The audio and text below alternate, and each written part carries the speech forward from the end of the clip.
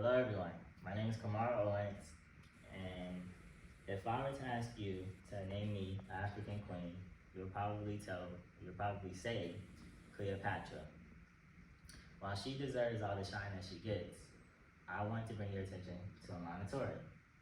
Amanitore was a great and successful leader of Kush, and I will be explaining that by going over her background, her, her role, and her legacy. To start, her background was a very strong one. Amanitore was a ruler of the Kingdom Kush, and she ruled over Meroe during the mid-1st century of the Common Era. She is the daughter of Amani Shiketo and the granddaughter of Amani Reines, two great warrior queens. Despite this and her lineage, Amanitore is one of the most ignored and even forgotten queens of Kush, which is kind of interesting because the way that she ruled and led her people was different. Specifically, she was a co-ruler with her son, Ntakamani. Ntakamani was the one explicitly named the Kore, also known as ruler, while Amanitore was named Kandake, the queen. But despite their titles, they both had equal power and was even depicted as such in a wall relief at the Lion Temple.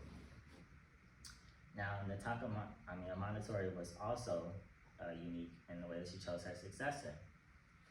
Amanitore's successor wasn't of her own lineage. So the choice was split between 3 princes, and these princes had, well, we don't know the correlation between these princes and Ntakamani and Amanitore, but we do know that all 3 of them attested to the crown seat.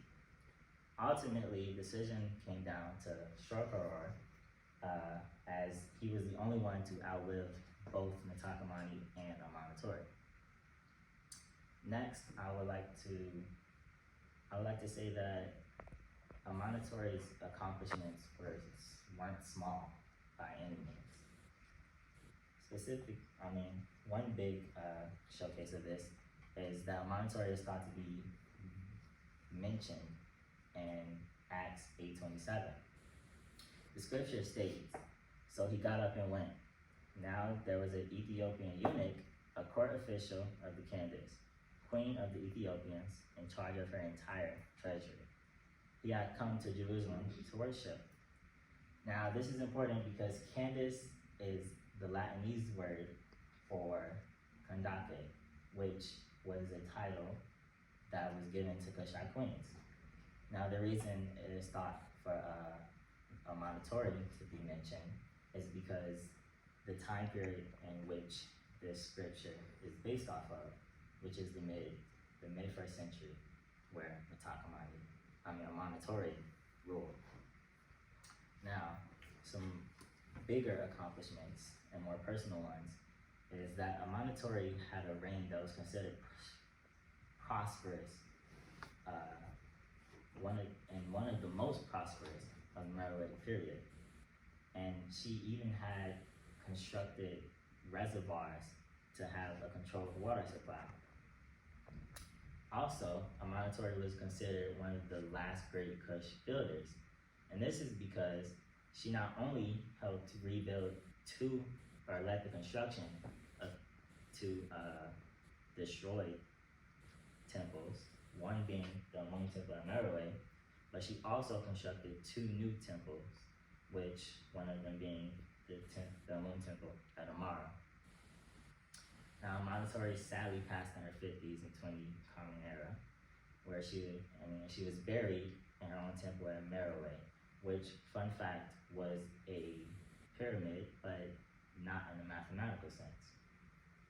Now, I hope that you've come to see how much of a great queen Amanitore was, as she had a monumental effect on her kingdom.